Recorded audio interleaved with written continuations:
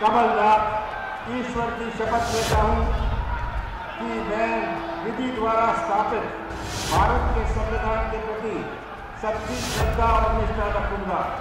मैं मध्य प्रदेश राज्य के मुख्यमंत्री के रूप में अपने कर्तव्यों का श्रद्धा पूर्वक और शुद्ध अंतःकरण से निर्वहन करूंगा।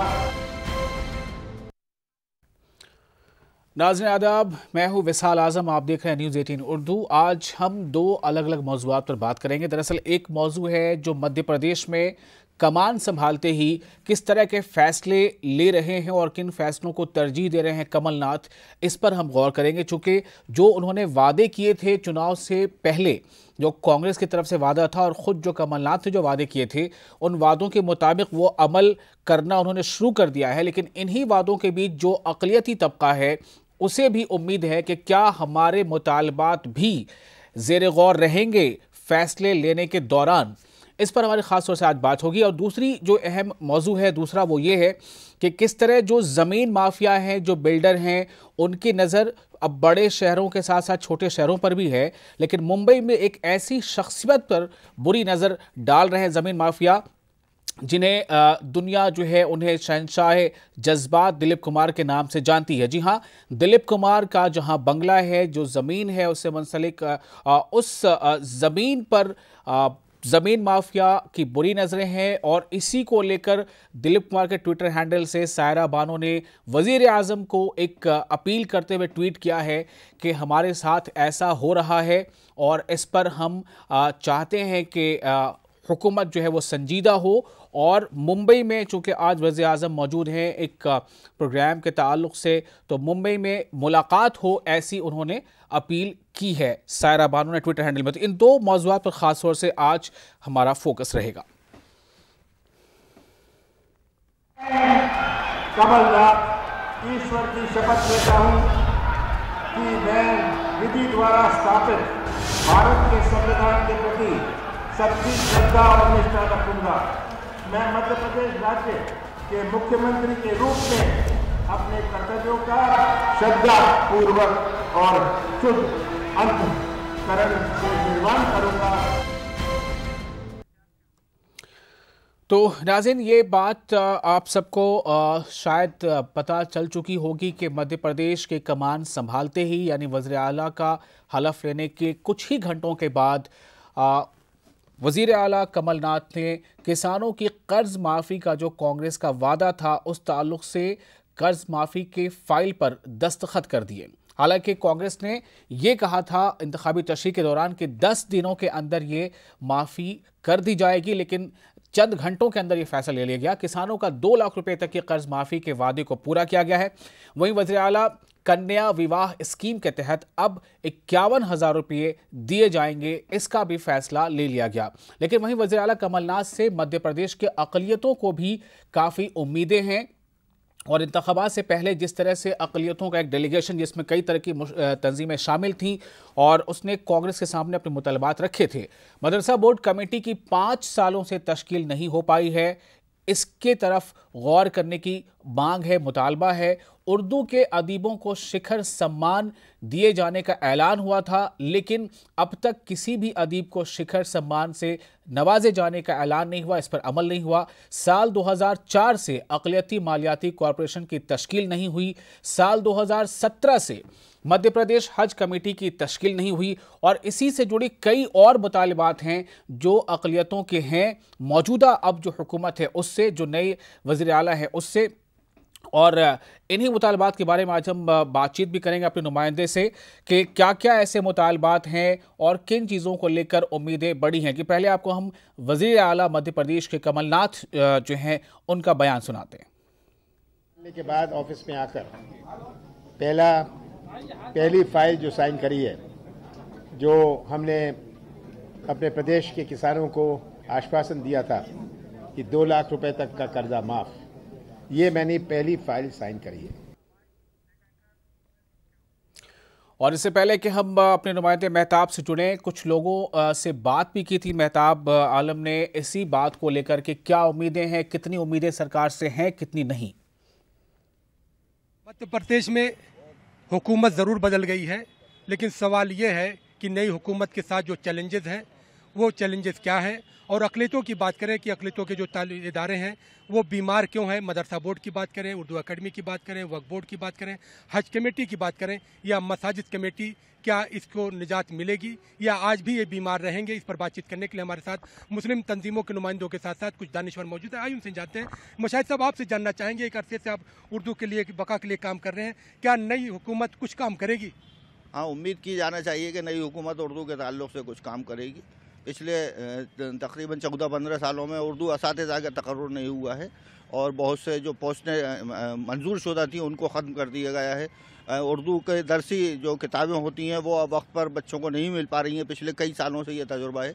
और जो उर्दू के ताल्लुक़ से फ़रोग़ की बात होती है वो कहीं भी नज़र नहीं आई पिछले चंद सालों में। यकीनी तौर पर जो है तवज्जो देनी चाहिए। यहाँ पर जो है मध्य प्रदेश में मदरसा बोर्ड भी है। वो मदरसा बोर्ड जो दिग्विजय सिंह हुकूमत में कायम हुआ था, हम ये देख रहे हैं कि जो है पिछली जो हुकूमतें हैं, बोर्ड तो था, बोर्ड में चेयरमैन थे, लेकिन बोर्ड में चेयरमैन के अलावा दूसरी चीज़ें नहीं थी। और 3 साल से जो मदरसा बोर्ड के तहत जो मदरसे चल रहे हैं उनके 5,500 असातिज़ा को तनख्वाहें नहीं मिली। आपको लग रहा है क्या ये बीमारू रियासत जहाँ पर 2,10,000 करोड़ का कर्जा है वो मदरसों के साथ कुछ, उनके असातिज़ा साथ कुछ इंसाफ करेगी? देखिए, नर्म हिंदुत्व की पीठ के ऊपर बैठ के कांग्रेस सरकार बनी है। इससे बहुत ज़्यादा उम्मीदें मुसलमानों को नहीं रखना चाहिए। क्योंकि 2019 में आम इंतखाबात है और कांग्रेस ने जो पाला बदला है और हिंदुत्व की तरफ गई है, वो उसमें और ज़्यादा शिद्दत के साथ जाना चाहेगी। जिस तरीके से भारतीय जनता पार्टी की सरकार ने पिछले 15 साल में कौमी इदारों को बर्बाद करने का काम करा है, मदरसा बोर्ड हो, उर्दू एकेडमी हो, मुझे नहीं लग रहा कि उसमें बहुत ज़्यादा कांग्रेस सरकार से भी उम्मीद करना चाहिए। मदरसा बोर्ड में जब सरकार अभी नई बनी है तो 2,10,000 करोड़ से ज़्यादा का कर्जा है। उनकी तरजीहात दूसरी हो सकती हैं, अक़लियतें नज़रअंदाज, जैसे नुमाइंदगी में जो है टिकटों के बंटवारे में जो है की गई, वही चीज़ें अक़लियती इदारों में भी देखने को मिलेंगी। यहाँ पर हमें देखते हैं कि मसाजिद कमेटी भी है जो मर्जर एग्रीमेंट के तहत यहाँ पे बनाई गई थी। वहाँ पर भी आज भी 1,500, 1,800 या 2,100 जो है तनख्वाह इमाम मुअज्जिन को मिलती हैं। तो क्या आपको लगता है कि इमाम मुअज्जिन को जो है या हज कमेटी को या वक्फ बोर्ड को कुछ इंसाफ मिलेगा? इनके दिन बदलेंगे, अच्छे दिन आएंगे? मतलब ये है कि बीजेपी की गवर्नमेंट तो सिर्फ 15 साल से ही रही है, इससे पहले भी सरकारें नहीं हैं और लगातार कांग्रेस की सरकारें नहीं हैं। इमाम मुअज्जिन की तनख्वाह के बारे में अगर बात करें तो जिस तरह पंजाब, हरियाणा, बिहार में सुप्रीम कोर्ट के आदेश के बाद बड़ी अच्छी तनख्वाहें वहाँ पर मिलने लगी लोगों को, लेकिन यहाँ पर उस आदेश का कोई इम्प्लीमेंट नहीं है और आज भी 1,800 और 1,000 रुपये पे इमाम मुअज्जिन काम कर रहे हैं। लेकिन इन तमाम चीज़ों के साथ साथ मध्य प्रदेश में अक़लियतों के जो मामले, तहफ़्फ़ुज़ के मामले हैं, वह मॉब लिंचिंग जैसे वाक़या जो बहुत सारे पेश आए, उस पर भी जांच करने की बार बार मुतालबा। माहिर साहब, आप मुस्लिम विकास परिषद के सदर हैं, क्या आप उम्मीदें कर रहे हैं? देखिए, हमको तो उम्मीद है और इसलिए कि सबसे ज़्यादा सफ़र मुस्लिम कम्युनिटी ने उस टाइम किया है। ख़ास तौर से मॉब लिंचिंग के मामले जब चल रहे थे तो रतलाम में और बुरहानपुर जैसी जगहों के अंदर भी कोशिश की गई इन चीज़ों की।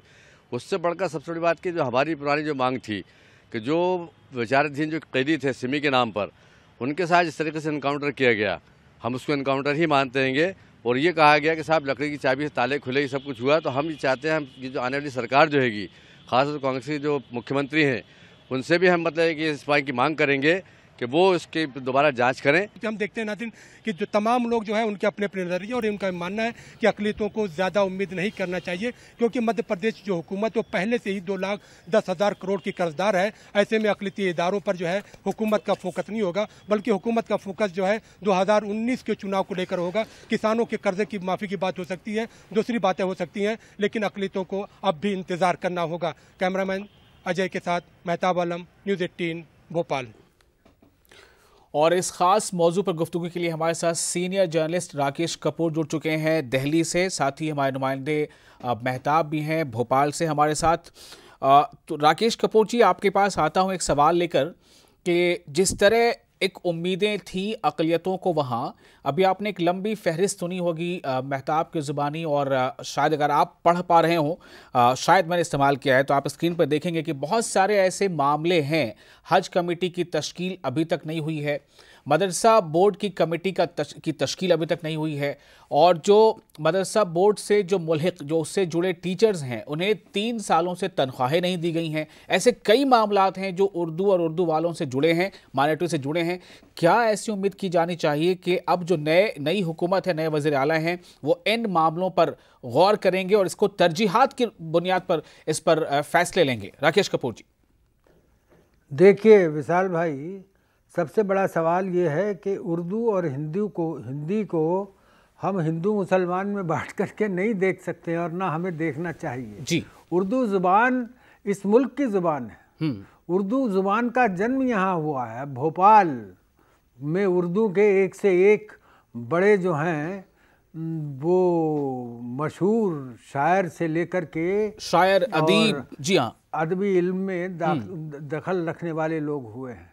तो उर्दू को इस तरीके से हमें हिंदू मुसलमान में अगर बांट कर देखेंगे तो के रहमान खान साहब जो कर्नाटक के थे, राज्यसभा के उपसभापति रहे बहुत दिनों तक, और मैं उनके ज़माने में राज्यसभा की मीडिया एडवाइजरी कमेटी का मेंबर था, तो उन्होंने मुझसे ये खुद कहा था कि उर्दू को अगर हम अक़लियतों की ज़ुबान में बांट करके देखेंगे तो उर्दू का हम बहुत बड़ा नुकसान करेंगे। उर्दू अक़लियतों की ज़ुबान नहीं है, उर्दू फिराक गोरखपुरी की भी ज़ुबान है।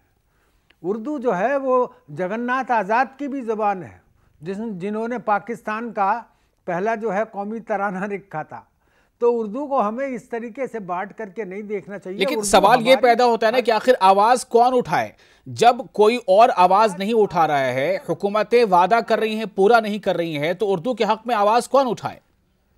देखिए, उर्दू का जहाँ तक सवाल है तो जो कांग्रेस की जो सरकार है और कमलनाथ जी की जो सरकार है, तो जिस तरीके से इस सरकार ने अभी एक साहब फरमा रहे थे कि जो कांग्रेस जो है वो हिंदुत्व की तरफ चली गई है और जो है इसलिए इस वजह से जो हमें अक़लियतों के जो मामलात हैं, जो मसले हैं, उनका हल हमें ज़रूरी उनका हल जो है वो जल्दी होने की उम्मीद नहीं पानी चाहिए। मुझे लगता है वो गलत है। ऐसा नहीं है। अगर किसी ने उर्दू को मुसलमानों से जोड़ करके देखा है तो उसने तवारीखी गलती की है जी। चूँकि उर्दू इस मुल्क की ज़ुबान है, उर्दू कहीं बाहर से नहीं आई हुई है। उर्दू इतनी मीठी ज़ुबान है कि जो हिंदी में भी रवानगी पैदा कर देती है। जब हम हिंदी लिखते हैं, तो मैं तो हिंदी का पत्रकार हूँ, जब मैं हिंदी लिखता हूँ तो उसमें उर्दू के लफ्ज़ डाल देता हूँ तो उनमें एक अजीब गजब की रवानगी पैदा हो जाती है जी। तो राकेश कपूर जी, मैं आपके पास आ रहा हूँ। मेहताब जुड़े हैं हमारे साथ भोपाल से। मेहताब, बहुत अच्छी बात कह रहे हैं राकेश कपूर कि उर्दू को हम सिर्फ अक़लियतों तक महदूद करके नहीं देख सकते, बल्कि ये तो एक वाइडर प्लेटफॉर्म पर, बड़े कैनवास पर इसके मुतालबात होने चाहिए। मैं आपसे ये जानना चाहता हूं कि क्या उम्मीदें कर रहे हैं उर्दू हल्के के लोग जो अक़लियतों से जुड़े मसाइल हैं, मदरसा बोर्ड, हज कमेटी, टीचर्स की तनख्वाहें रुकी हुई हैं, क्या उम्मीद कर रहे हैं कमलनाथ से? देखिए, पहले तो मैं राकेश जी का जवाब दे दूं। सीधी बात यह है कि चाहे सरकारें कोई भी हो, बातें मीठी वही करते हैं जिस तरह से कपूर साहब कर रहे हैं। सवाल यह है कि अगर उर्दू को मुसलमानों की ज़बान नहीं है, लेकिन ये भी सवाल है कि जब मध्य प्रदेश 56 में बना था तो इस मध्य प्रदेश में 578 उर्दू मीडियम स्कूल थे, अब 128 बचे हैं, तो इसकी तरफ जो है ध्यान कौन देगा, इसका जवाब दे कौन है? अगर मध्य प्रदेश में जो है पिछले 8 साल से शिखर सम्मान उर्दू वालों को नहीं दिया गया है तो ये गलती किसकी है? अगर उर्दू अकेडमी जो है 5-5 साल उसका फॉर्मेशन नहीं होता है तो हुकूमतों की तरफ आवाज़ कौन उठाएगा? और फिर जिस तरह से वो कह रहे हैं कि फला साहब ये कह रहे हैं कि इसका जवाब ये नहीं, हुकूमत पे इंतज़ार करना चाहिए। सवाल ये है कि जिस मध्य प्रदेश में 1980 में 14 मुस्लिम एमएलए जीत कर आए थे, अब वो कांग्रेस पार्टी अगर 4 टिकट भी नहीं दे रही है तो क्या माइनॉरिटीज़ को इस बात का भी दुख नहीं हो, या माइनॉरिटीज़ इस बात का भी एहसास नहीं कर सकती कि हमारे साथ इंसाफ नहीं हो रहा है? तो यहाँ पर हमारे साथ जो है नई हुकूमत बनी है, नई हुकूमत से बहुत सारी उम्मीदें हैं। उम्मीदें इसलिए भी हैं क्योंकि पिछले 15 सालों में उनको जो जख्म लगे हैं,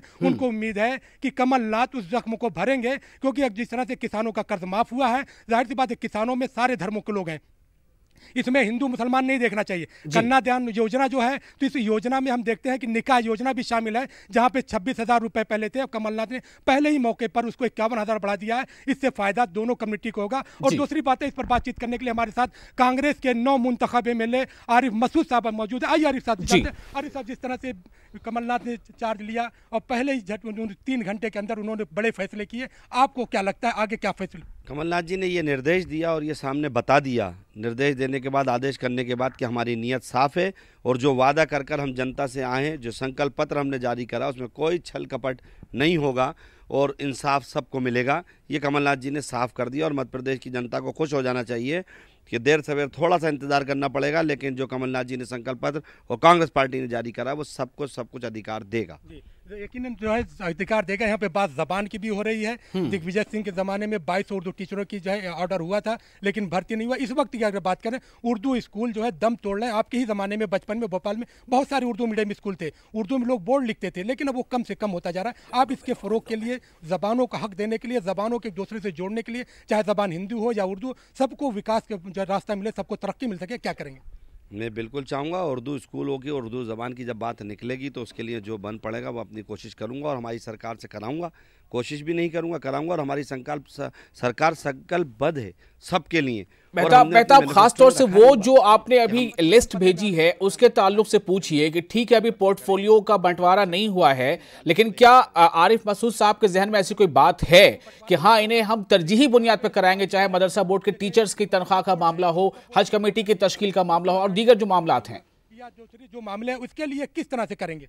मैं माननीय मुख्यमंत्री जी की नीयत बड़ी साफ़ है और मैं समझता हूँ मेरी पहली मुलाकात में ये सारी चीज़ें उनसे मेरी डिस्कस होना है और मैं इन तमाम इशू पे उनसे बात करूंगा और उनका ध्यान इस तरफ आकर्षित करूंगा और उनको पूरा ब्रीफिंग में बताऊंगा कि किस तरह से 15 साल इन इदारों को किस तरह से बर्बाद किया गया और उनको ठीक करने के लिए क्या होना चाहिए। वो मैं अपनी तरफ से जो मेरे सुझाव हैं वो ज़रूर उनके बीच में रखूंगा। जी मेहताब, जरा मैं एक सवाल राकेश कपूर जी से यहाँ करना चाहूँगा। राकेश कपूर जी, हम इस अगले सेगमेंट में दूसरे मौजू के साथ होंगे। इस सेगमेंट में चाह रहा था कि आपसे कमेंट लूँ ये भी, लेकिन एक बात ज़रूर है कि जिस तरह से चुनाव के मद्देनज़र कांग्रेस ने सॉफ्ट हिंदुत्व का एक सहारा लिया था, बल्कि ये कहा जाए कि डिस्प्ले किया था उसे सॉफ्ट हिंदुत्व को, तो क्या इससे जो अक़लियत है उसे मतलब उसका डरना, उसका सहमना, क्या ये मतलब सही है या फिर ये बेजा है, गलत है?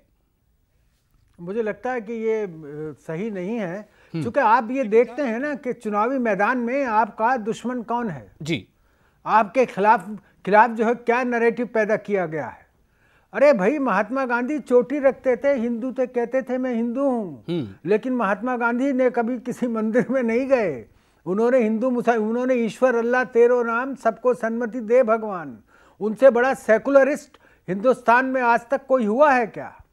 तो हमें यह ध्यान रखना है कि जिस तरीके से नैरेटिव पैदा कर दिया गया, मुसलमानों को एक हाशिए पर डाल दिया गया, उनके खिलाफ जो है वो इस तरीके का माहौल पैदा कर दिया गया हिंदुस्तान में कि माने मुसलमान और पाकिस्तान में कोई फ़र्क ही नहीं है। इसका मुकाबला आप कैसे करेंगे? इसका मुकाबला आपको देखना पड़ेगा ना कि आपके खिलाफ जो आपका विरोधी है, जो दुश्मन है, वो कौन सी तजवीज़ें उठा रहा है। आपको उनका मुकाबला करना, इसमें मुसलमानों को घबराने की ज़रूरत नहीं है, क्योंकि कांग्रेस, मुझे लगता है अगर कांग्रेस है तो वो एक विचारधारा की पार्टी है। उसकी विचारधारा में जो है वो कहीं भी हिंदू, मुसलमान और सिख और ईसाई, इनमें जो है वो इनमें वो इम्तियाज नहीं है, फर्क नहीं है जी, फर्क देखने की बात नहीं है। लेकिन हमें ये सोच तो ले भाई कि ये मुल्क किस मुकाम पर आकर के खड़ा हो गया है जी। इस मुल्क को हमें फिर दोबारा से बिल्कुल उसी तरफ ले जाना है। राकेश कपूर जी, आप हमारे साथ बने रहेंगे। मेहताब, आपका शुक्रिया इस खास मौजू पर मजीद रोशनी डालने के लिए, और आरिफ साहब का भी शुक्रिया।